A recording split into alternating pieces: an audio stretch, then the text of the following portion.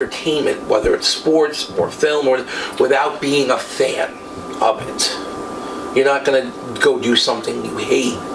So this was a question that was posed to me, and it's relevant to what you're talking about because it's from the same people that were talking to you.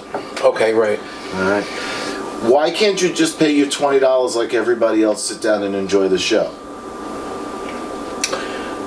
Because why would I do that when I can go further and have a video of someone chomping me? That's what I said. Right.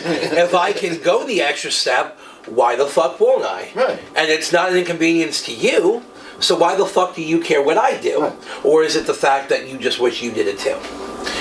Now, the second record I want to get straight is, when it comes to Marty Jannetty, I didn't pay fucking shit to be chopped by Marty Jannetty. I didn't pay shit to chop Marty Jannetty. Okay? Technically, I actually made a profit. So, technically, I got paid to chop or be chopped by Marty Jannetty. And no, it's not a shot to anybody, not a shot to Monty Nefaro. They made a deal because they wanted Marty Jannetty, and of course, you know, I got something out of it. So actually, I did it for fucking free. I got it. I got paid to do it. You know what happened when Marty Jannetty came over to... I would love for you to tell us. I got chopped by Casey Cattell. Oh, okay. I chose her because Casey Cattell... I do love Casey Cattell. Right. Casey Cattell jobbed for Asuka. She did. And I actually thought that she was in the Mae Young Classic. I think she was in that. I don't remember what her name was in WWE, but I will say, if you ever look back at Asuka's first match on Raw, when she came up from NXT, her first match on Raw was against Casey Cattell, because they changed her name when she came to WWE. So if you ever want to take a look at that. Yeah. And she was on our show a couple times. Yes. So that's what instead of Marty Jannetty, here was the problem with Marty Jannetty, all right? First of all, it is a known fact that he is addicted to prescription medicine. Right. He has a broken toe. Yeah. He had a really bad broken toe. He couldn't even wear shoes. His freaking toe was swollen like this. Yeah. Right? He was iced from the moment he walked in. You don't even know the half of it. For the record, he literally walked over and took, if you watch the video of him making the pizza, he took the container of flour and went like this. And put it over his head, and I saw that. Danny went to himself, "What the fuck are you doing?" And couldn't say that. Yeah, I heard Danny was pissed. I heard Dan go, "Who the fuck does that?" He was spaced out of his mind. On top of it, the guy's had more concussions. Yeah, right. So when he's straight, he's really cool. I'm not gonna lie, he was really cool when he was, but just very hard to communicate with. Because he was done bad with his face and Percocets and all those other fun, numbing drugs that you get. He's addicted to painkillers. He was a cool guy though. He is when he's sober. Right. He's a fun guy. Just, you know what, for the millions and millions of people who are going to watch this show, I just have one thing that I would say in Marty's defense. Please don't ask him how it feels to be friends with Shawn Michaels.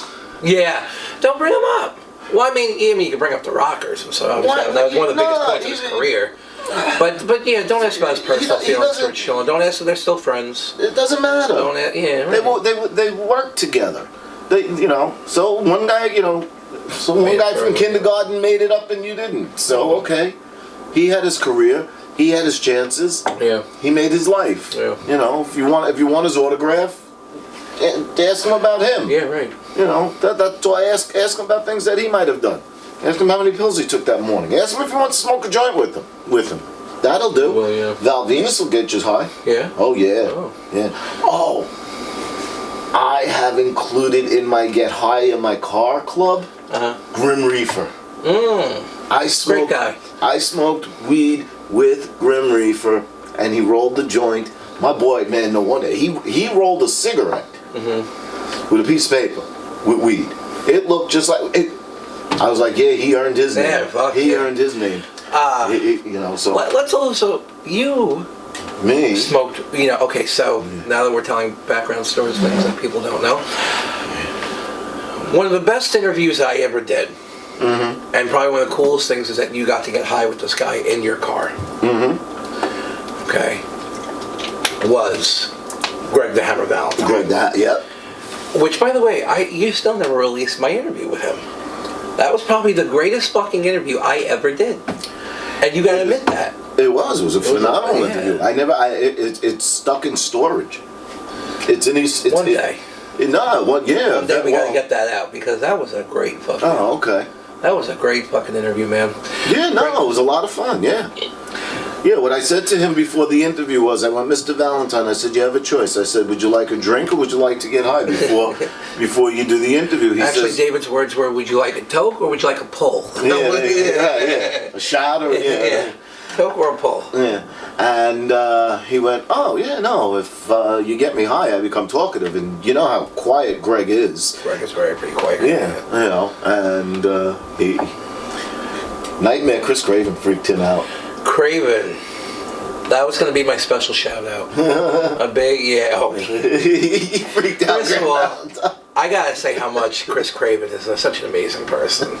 And definitely helped us with our show. Probably was our biggest fan. And I still have nothing but love and respect for Chris Craven. Yeah, no, man. Even he's one of my best friends. Even when I did BKP. He's my brother. Oh, yeah. Even when I did BKP, he was right by my side. Yeah. He came.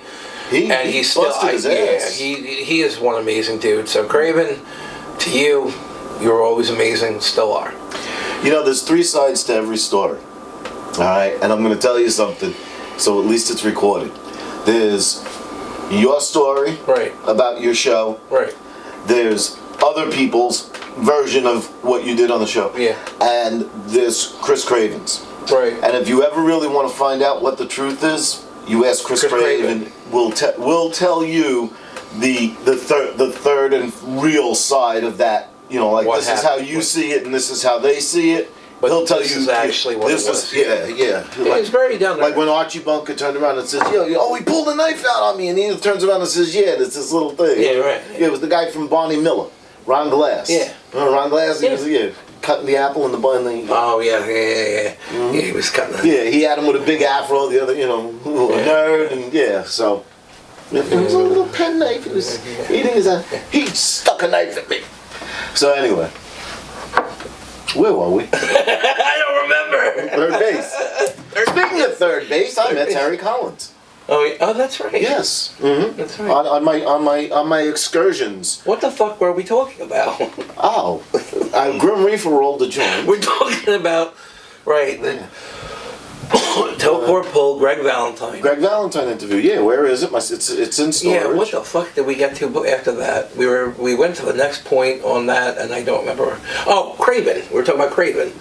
And then we talked about my show, and then we talked about Chris Craven.